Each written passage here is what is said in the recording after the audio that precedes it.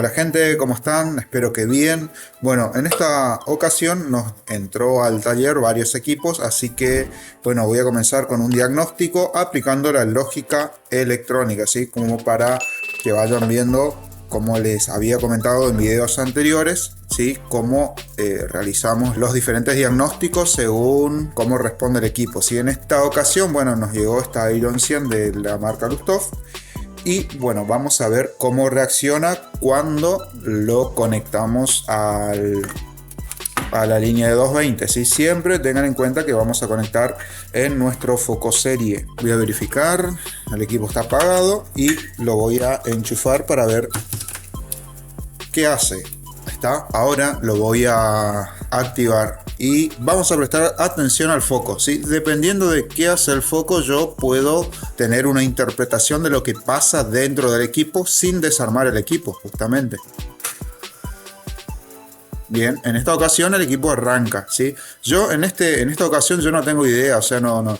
Es la primera vez que yo estoy viendo este equipo, por lo tanto no sé bien qué problema puede llegar a tener. En este caso, bueno, el equipo arrancó, no encendió el foco serie, con lo cual veo que al menos a simple vista no tenemos un cortocircuito grave en la línea de potencia. Ahí estoy midiendo los bornes, vean que estamos teniendo 0 voltios. A ver, no, perdón, mi tester está un poco borrado, creo que estaba en AC. Vamos de nuevo. Ahí está. Estaba en AC, estaba el tester, por eso no medía nada. Bien, me está marcando 9.77 voltios. Lo voy a apagar.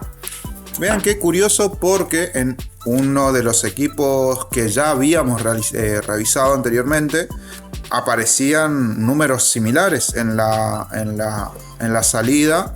Además de eso, las respuestas de los focos eran similares.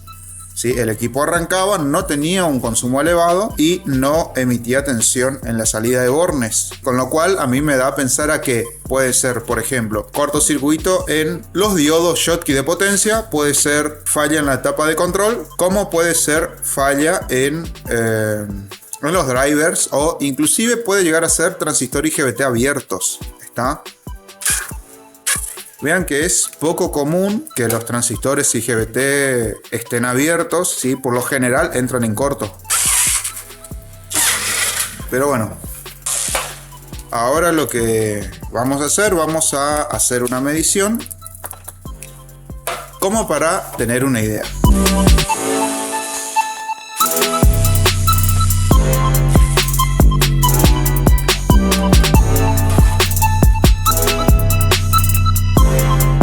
Vamos a hacer una inspección visual rápida. Quiero verificar que los transistores no estén partidos o abiertos. A simple vista están bien. Veo que los IGBT, por ejemplo, tienen esto que resguarda los pines y es original, por lo tanto el equipo no fue reparado. Así que bueno, lo que tengo que hacer ahora es simplemente comprobar las diferentes etapas. En este caso no hace falta todavía en principio comprobar la fuente, porque ya vimos que arranca. Si arranca significa que la fuente funciona, por lo tanto me voy a ahorrar el hecho de medir la fuente, ¿sí? Lo que voy a hacer en este momento es medir estos transistores que están acá, que son los que casi siempre fallan, ¿sí? Que son estos dos pequeñitos. Tenemos el Q3 y el Q4, ¿sí? Lo voy a medir en este momento. Muchas veces cuando esos transistores fallan, el equipo suele activarse o suele protegerse, ¿sí? Porque esos transistores justamente funcionan como protecciones. Son transistores BJT, así que la medición va a ser como cualquier BJT. Está. Ahí vemos 0,7. Y del otro lado me tiene que dar también 0,7. Pero me está dando 2.9. Eso está mal. Ahí estoy midiendo el otro. Me da 0.7 con respecto a colector, y con respecto a emisor no lo puedo medir bien porque se me dificulta por la cámara que lo tengo al frente. Bien, ese transistor me marca bien. Pero tengo un transistor que en este caso es el Q4, el que me está midiendo mal. Bien, voy a poner a calentar al soldador para quitar a ese transistor y verificar que la tensión regrese a los bornes, ¿sí? Tenemos que tener una tensión de 60 voltios aproximadamente. Mientras espero que el soldador se caliente, voy a resguardar estos tornillos y vamos a diagnosticar otro equipo mientras tanto, ¿sí?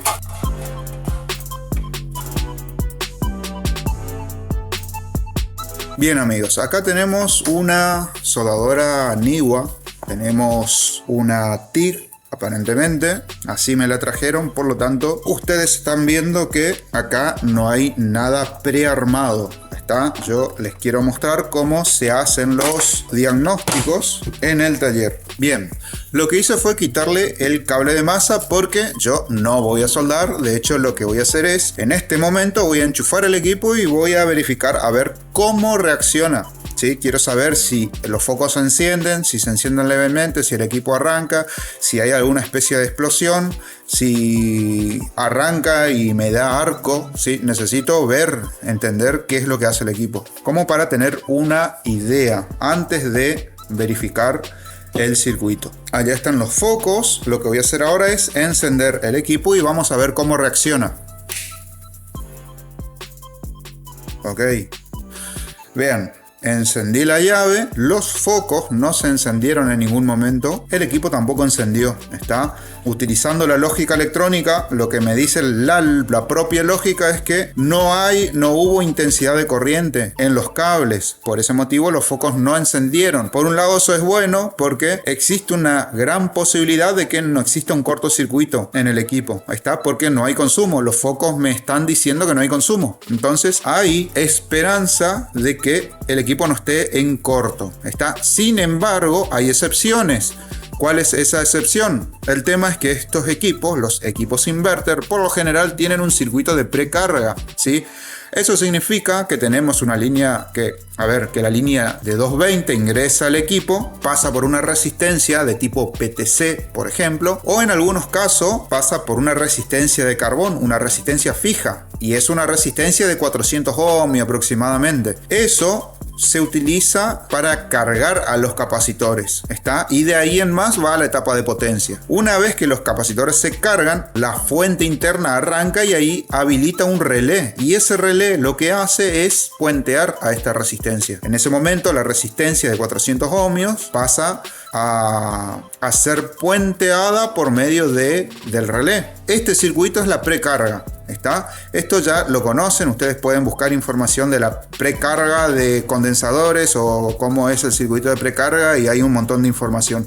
El tema es que yo, sabiendo eso y entendiendo eso, teniendo eso en mi mente, yo automáticamente digo, bueno, esa resistencia puede estar cortada, ¿sí? Por ese motivo yo todavía no descarto que el equipo tenga un cortocircuito. Muchas veces el equipo entra en corto y esa resistencia se parte, ¿está? Cuando esa resistencia se parte por un tema de que el equipo está en corto, entonces la intensidad de corriente no ingresa al equipo, ¿sí? Porque está cortada. Por lo tanto, tenemos dos posibilidades. Uno, puedo tener un problema en el enchufe que no hay suministro eléctrico acá, no está ingresando los 220, eso es punto 1. Punto 2, el cable puede estar cortado. Punto 3, puedo tener una falla entre el cable y el puente de diodo. Y bueno, punto 4, que es lo más difícil, que también puede pasar, pero suele ser difícil, es que el equipo, que la etapa de potencia esté cortada y el sistema de precarga tenga una resistencia fija, la cual se haya cortado. Vean que todo eso yo sé antes de desarmar el equipo. Por lo tanto, voy a empezar desde acá. Primero y principal, tengo que verificar si tengo tensión en mi probador, ¿está? Porque muchas veces, esto pasa también en los testers, ¿sí? Muchas veces uno se pone a medir y el tester te está arrojando, por ejemplo, valores raros, valores erróneos. Y muchas veces es porque el cable está cortado. Y nosotros lo último que hacemos es verificar nuestras herramientas, ¿sí? Lo mismo pasa con el cable del osciloscopio, etc. Esta no es la excepción. Entonces, básicamente yo lo que quiero hacer ahora es verificar si tengo 220 acá. Porque si no tengo 220, obviamente no voy a tener intensidad de corriente. Ok, vean que aparentemente no tengo 220. Por ese motivo voy a utilizar este cable. Sí, que está un poco viejito, ya lo tengo que cambiar o al menos tengo que reemplazarlo. Esto ya viene de hace un tiempo. Siempre digo, lo vamos a arreglar, nunca lo arreglamos. Pero yo acá voy a utilizar otros tomas corrientes del mismo foco serie para inyectar una tensión eléctrica. En este momento yo voy a apagar al equipo y voy a proceder a alimentarlo. Bueno, teniendo en cuenta todo lo que les dije, voy a hacer la segunda prueba. Lo voy a suministrar de energía eléctrica y vamos a prestar atención a los focos. Vamos de nuevo.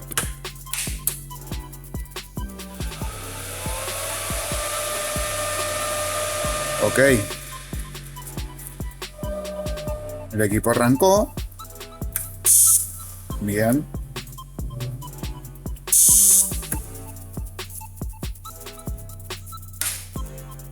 Obviamente por el consumo los focos encienden al máximo, pero eso ocurre cuando activo la torcha. Bien, hasta el momento yo lo voy a desenchufar.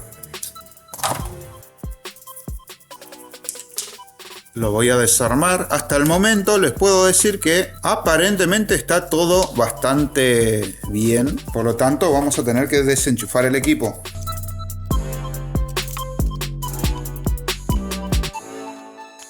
Bien, vamos a desarmarlo.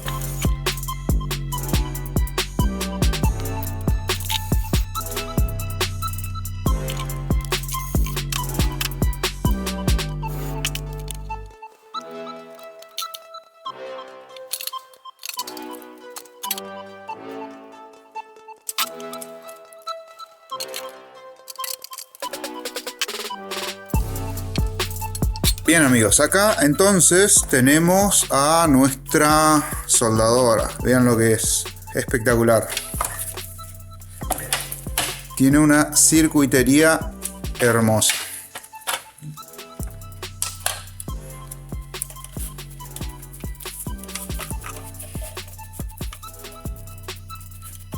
Voy a encender la luz porque no se está viendo bien. Bien, vamos de nuevo. A ver. Vean lo que es. Impecable.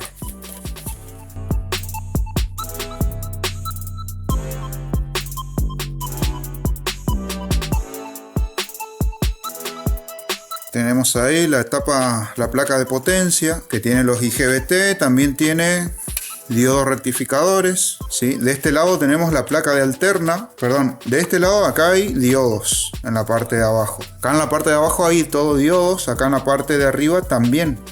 Estos son todos diodos y de este lado hay todos IGBT. IGBT o MOSFET, depende, porque este equipo, ¿sí? Lo que tiene es, a ver si lo miramos desde acá, esta máquina es una Neewa TIC 200 ACDC. Eso significa que aquí en los bornes van a tener, dependiendo de lo que ustedes seleccionen, van a tener corriente alterna o corriente continua. ¿Está? Si ustedes ponen, por ejemplo, corriente continua, va a funcionar solamente esta placa, ¿sí? Aunque acá habría que ver en realidad, porque hay una placa que es la que va a generar la corriente continua, como en una soldadora convencional, normal, ¿sí? Que te puede generar una tensión de 60 en vacío, y la otra placa lo que hace es convierte esa corriente continua en alterna. ¿Está? Por lo tanto son dos placas de potencia. Habría que ver quién es el encargado de ejecutar la función correspondiente. Bien, entonces acá lo que yo veo es que tenemos también alta frecuencia. Se le dice alta frecuencia, pero en realidad es alta tensión. Tenemos una placa frontal que, bueno, básicamente es la que tiene un microcontrolador y es la que va a decidir todas las funciones que nosotros elijamos acá al frente. Vean que en este caso tenemos un encoder. Esto ya no es un potenciómetro, es un encoder. Aquí tenemos otro microcontrolador. Tenemos al oscilador acá, de este lado. Estimo que todo estos son operacionales, octocopladores. La verdad que es un circuito bastante complejo. En este caso vamos a ver qué nos decía el cliente, a ver cuál es la falla. Bueno, me fijé a ver qué había dicho el cliente y el tema, a ver, este equipo es terciarizado, ¿sí? Es de un socio. Por lo tanto, en este momento no puedo tener más detalles. Sin embargo, la información que obtengo es que el equipo no tenía potencia. Eso es lo que nos dice el cliente, pero funcionaba. Sin embargo, haciendo acá una inspección visual, me encontré, a ver, sí, que tengo una desoldadura justamente no en una pata. Acá se puede ver bien, ¿sí? En una pata del transistor. Esto posiblemente esté creando micro explosiones, ¿sí? Que quizás el cliente escuchó eso y bueno, por suerte lo desconectó rápido y bueno, no se llegó a quemar todo, ¿sí? Espero ese sea el problema. Sin embargo, necesito más información del equipo, ¿está? Pero a simple vista lo que veo es que nuestra falla posiblemente esté en esta sección. En este momento lo único que puedo hacer acá es, de hecho lo único que voy a hacer es, voy a medir voltaje primero para verificar que esto no tenga tensión, para que no me queme el tester. Bien, verificando esto veo que no hay voltaje. Esto está bastante caliente porque de hecho lo estuvimos probando recién y lo que noté fue un pequeño destello acá y bueno, efectivamente hay una soldadura fría. Bien.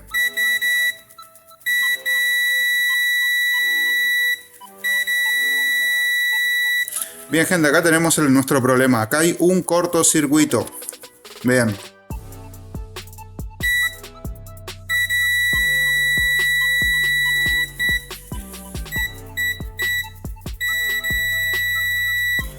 Ok, perfecto. Esta placa, esta parte, es la que se encarga de generar la corriente alterna, ¿sí? Esta placa genera la corriente alterna y esta otra es la inverter común que genera la tensión de continua. ¿Está? ¿Qué pasó? A ver. Si, por ejemplo, bueno, en este caso, esta placa lo que hace es crear la corriente alterna, ¿sí? Porque conmuta entre positivo y negativo, positivo, negativo, positivo, negativo. Vean que tenemos transistores en la parte de arriba y transistores en la parte de abajo. O sea, los pares que están acá arriba corresponden a los positivos, supongamos, y los de abajo a los negativos. Lo sé porque de acá se está obteniendo el cable principal. De acá se está tomando el cable principal. ¿Vieron que cuando gatillamos ahí recién se encendió el foco? Bueno, el tema es que la parte inversora está funcionando bien, pero cuando se activa la parte de AC, ahí es donde aparece el problema porque tenemos un cortocircuito acá. Por lo tanto, el equipo está teniendo una falla en esta placa, ¿sí? Que es en la placa AC. Ahí pueden ver el cortocircuito. Me estaba dando básicamente 0 ohmios. A ver lo que están acá arriba.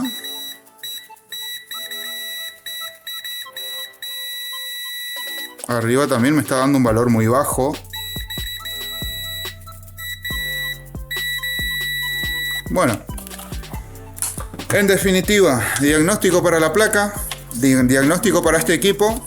Placa AC en corto. Hay que reemplazar posiblemente los 8 transistores que tenemos acá. Acá tenemos 2, 3, 4. Tengo 2, 3, 4. 4 transistores. Y después tengo un quinto que no sé qué hará. Habría que ver. Es muy probable que este equipo tenga PFC. La verdad que habría que desarmar un poco más para estar más seguro. A simple vista no veo al inductor. Porque bueno, habría que sacar las 2 placas de acá, ¿sí? Por lo tanto no sé con exactitud si esto tiene PFC. Sin embargo, lo que les puedo decir es que de este lado tenemos la parte de potencia. Vean, tenemos 2 transistores acá, 1, 2, y tenemos otros 2 transistores en la parte de abajo. Lo sé porque se ven los 3 pines, básicamente. Voy a ver si los puedo mostrar un poquito mejor.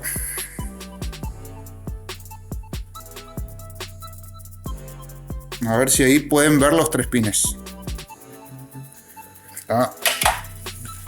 Y de este lado vean que acá inclusive tenemos, a ver, ahí sí lo pueden ver, 1, 2, 3, 4, 5 transistores que están muy calientes, están súper calientes. No debería calentarse si no se están utilizando, ¿sí? Y se calientan justamente porque tenemos un cortocircuito aquí en la parte de abajo. Y acá tenemos 3, 3, 3, 3. Por lo tanto tenemos, si contamos de a pares, tenemos 2 pares en la parte de arriba, 2 pares en la parte de abajo. Pero me queda uno que habría que ver de última qué función cumple. Sin embargo, para mí esto tiene un PFC. No lo estoy viendo al inductor, pero es muy probable que lo tenga, ¿sí? Bueno, luego, si ustedes quieren, grabo el desmantelamiento total del equipo. Hasta el momento les puedo decir que entonces el equipo tiene la parte de AC en corto. Los transistores que tienen son... no lo puedo ver bien. A ver. Ahí le digo MSG 80N350. FI creo que termina. De igual manera les voy a estar dejando por acá la hoja de datos. Fuera de eso, vean que recién viéndolo de muy cerca, puedo ver un transistor explotado. Ahí esto tiene un hueco. No sé si lo van a poder ver, pero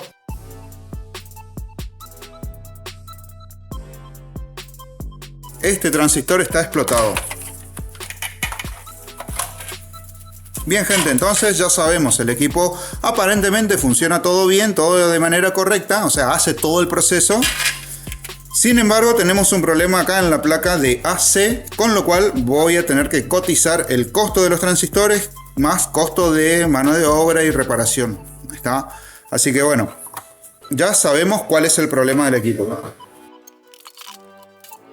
Y bueno, para finalizar este encuentro, vamos a quitar a nuestro transistor de esta Iron 100 y vamos a ver si logra arrancar. Bueno, voy a retirar al transistor.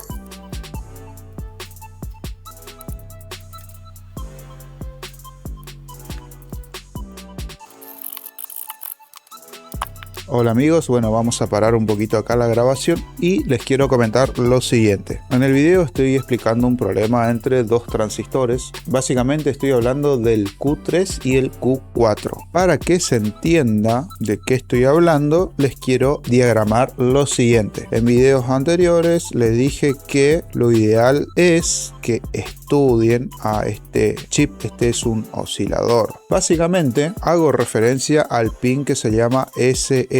Es un pin muy importante y es el soft start. Este pin lo que hace es genera un arranque suave para que el arranque del equipo se inicie de manera controlada. Por lo tanto, si la tensión que tenemos en el SS está por debajo de cierto umbral, el chip no va a generar el PWM. Eso significa que acá tenemos que tener una tensión aproximada de 5 voltios. ¿Sí? Todo eso lo pueden leer en el datasheet. Ahora, ¿dónde entran nuestros transistores? ¿Dónde entra el Q3 y el Q4? Bueno, aquí es donde entra. Acá yo tengo al Q3. Lo voy a graficar de esta manera para que se pueda ver. Negativo acá y aquí tengo a mi Q3. Sí, este es el Q3. Bien, ¿qué pasa con el Q3? El Q3 se activa con una tensión que recibe de 15 voltios. Luego esa tensión se va y llega hasta el cátodo de un Zener. Y de aquí en más lo que vamos a tener es, en este caso va a otra resistencia y aquí es donde aparece la base del Q4. El Q4 tiene exactamente esta conexión. Bien, este es el Q4.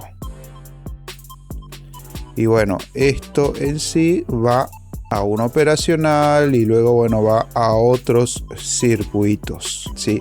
Este circuito básicamente tiene que ver con una protección. Observen cómo funciona. Tensión de 15 voltios, pasa por una resistencia, activa al Q3. Vean que si el Q3 está activo, o sea, tenemos los 0,7 voltios en la base, lo que va a pasar es que el pin SS se va a derivar a masa. Por lo tanto, el pin SS va a tener 0 voltios y mi chip no va a emitir pulsos. Pero ¿qué pasa? La tensión de 15 voltios también va hacia arriba, pasa por un diodo Zener y luego va a una resistencia de base y activa al Q4. Eso significa que el Q4 también está activo.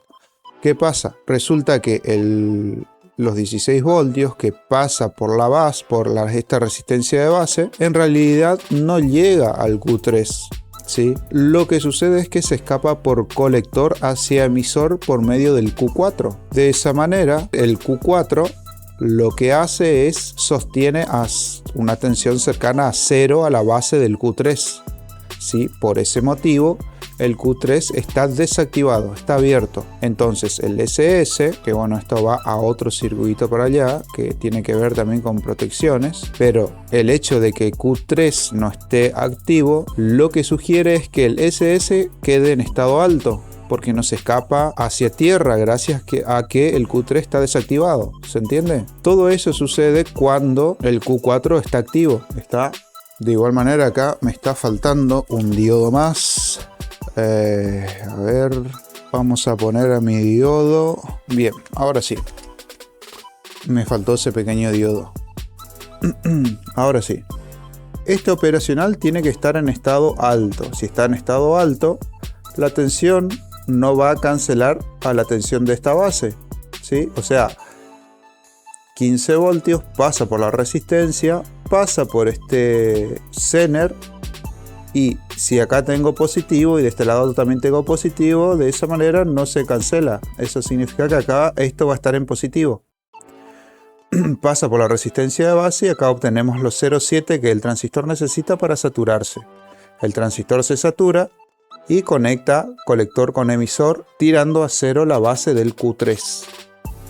El Q3, al tener la base en 0, básicamente se comporta como una llave abierta, dejando el pin SS en estado alto, ¿sí? Ahora, si este operacional, por ejemplo, cambia a estado bajo, la tensión que pasa por esta resistencia por el Zener se va a escapar por el pin del operacional, bajando a 0 voltios la base, la tensión de base, ¿sí?, del Q4. El Q4 se desactiva y al desactivarse se comporta como una llave abierta. En ese momento, la tensión de 15 voltios que pasa por esta resistencia de base no se escapa más hacia base, hacia masa, porque Q4 está abierto. Por lo tanto, va a activar al Q3 y Q3 va a enviar a masa a la tensión del SS. Por tanto, un cambio de estado en este operacional va a generar una habilitación o deshabilitación del oscilador. ¿Cuál fue nuestro problema? El problema que yo tuve fue con el Q4. El Q4 me marcaba un valor erróneo. De esa manera me di cuenta que el Q4 no estaba funcionando. Si el Q4 está recibiendo la señal de esta manera, pero no está activando ni desactivando el cruce de corriente desde el colector hacia el emisor, entonces el Q3 siempre va a estar activo, gracias a que los 15 voltios pasan por la resistencia de base y llegan al Q3, porque no se transfiere hacia el emisor,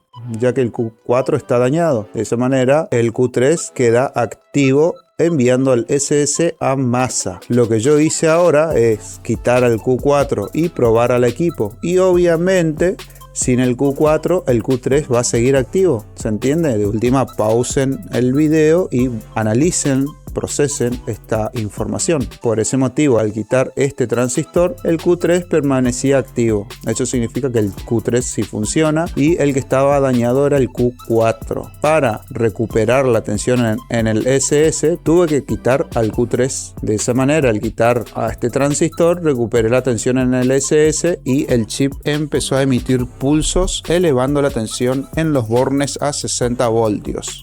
Esto yo lo sé de memoria y bueno, ahí en el video lo pasé un poco por alto a esta información, pero les quise agregar un poco más de información técnica, ¿sí? Otro punto que les quiero remarcar es cómo detecté que este transistor no funcionaba. Nosotros sabemos como técnicos que los transistores no podemos comprobarlos en placa, sí o sí lo tenemos que sacar de la placa electrónica para hacerla con una comprobación concreta, ¿sí? En placa no podemos realizar una comprobación 100% fiable, pero por experiencia, cuando está en la placa, en la PCB, busco la siguiente medición. En este caso estamos hablando de transistores de tipo NPN. Por ejemplo, en este caso, si es NPN, se activa con positivo en la base. Si yo pongo el positivo en la base y luego lo comparo con emisor, el tester, que tiene que estar en diodos, ¿sí? Recuerden que para medir semiconductores tiene que estar en diodos. A ver si lo pueden ver. Bueno, ahí pueden ver el diodo. y batería baja también. Pero bueno, cuando yo pongo el cable rojo en base, comparo con respecto a emisor, me va a dar 0,7. Sería 700, supongamos 700 milivoltios. Con respecto a colector, me va a dar 710 milivoltios, supongamos. Y todo es suposición. Pero son números aproximados, ¿sí? Si me da 0,7 y 0,7 con respecto a emisor, con respecto a colector, significa que existe una alta probabilidad de que el transistor funcione de manera correcta. Y esa es la única medición que puedo hacer en placa, ¿sí? No puedo medir entre emisor y colector, ni de un lado ni del otro, porque el tester me va a arrojar un valor. Y ese valor no va a corresponder al transistor, va a corresponder a otros componentes que están relacionados, ¿sí?, a este transistor. Pero esos datos no me sirven. Para realizar una medición correcta voy a tener que quitar al transistor de la placa y rehacer esa medición. Sin embargo, en esta oportunidad yo me quedo con la primera medición. Base, cable rojo a la base, comparo con emisor con colector. Me da 0,7, 0,7. Funciona. Hago lo mismo con esto, me da 0,7, 0,7, funciona, ¿sí? En este caso me daba 0,7 por un lado, 0,7 por el otro, y acá me daba 0,7 por un lado y por el otro me daba 2. Entonces nosotros, por teoría, porque nosotros hemos estudiado, nosotros sabemos que la caída de tensión en 3 junturas debería ser de unos 700 milivoltios aproximadamente. ¿Sí? Por eso les digo que nosotros lo que hacemos es comparamos la realidad, lo que tenemos en la placa, con la teoría. Vean si no es importante la teoría, muchachos. La teoría lo es todo. Gracias a la teoría yo sé que este transistor no funciona correctamente. Bueno, eso era todo. Sigamos con el video. Bien, gente, ya quité el transistor. Por lo tanto, lo que ahora voy a hacer es, antes que nada, por las dudas, voy a verificar que no exista un cortocircuito en los diodos de potencia. Efectivamente no hay cortocircuito. Ahora lo que voy a hacer es voy a medir tensión para verificar que el equipo arranque. Vamos a ver si arranca y si funciona. Bien, lo voy a energizar. Vamos a prestar atención al foco y vamos a ver qué hace. Ok. Perfecto. Ahí podemos ver que sin ese transistor tampoco tenemos la tensión correspondiente. Y eso se debe a que el transistor no está puesto. Para estar más seguro, lo que tengo que hacer es quitar el otro transistor. Bien. Voy a volver a probar. Voy a enchufar nuevamente.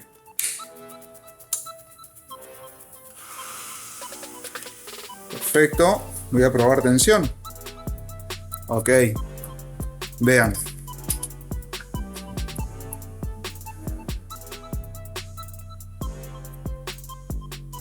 Pasamos a tener los 60 voltios en los bornes.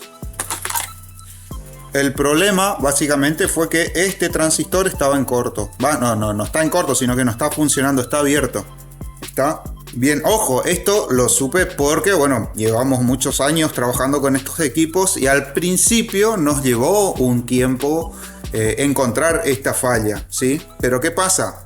Ese tiempo nos sirvió para el día de mañana poder resolver los problemas de una manera rápida, ¿sí? Ustedes están viendo en este momento una posible reparación, porque esto no es una reparación, ¿sí? En este caso lo que tengo que hacer ahora es realizar un presupuesto, pasarle a nuestro socio. Nuestro socio va a replicar esa cotización con sus ganancias y el cliente es el que va a decidir si lo quiere reparar o no. Sí, si el cliente no lo quiere reparar, bueno, se instala todo en su lugar y se devuelve el equipo. En caso de que lo quiera resolver, bueno, se cambiará ese transistor, ¿sí? Ojo, si ustedes van a hacer esta verificación, siempre verifiquen también al Q1, que es el otro transistor que está acá, que es muy importante. Si llega a fallar este transistor, gente, se quema la parte de potencia, básicamente, ¿sí? Si les interesa esto, nos dejas un comentario y bueno, voy a estar respondiendo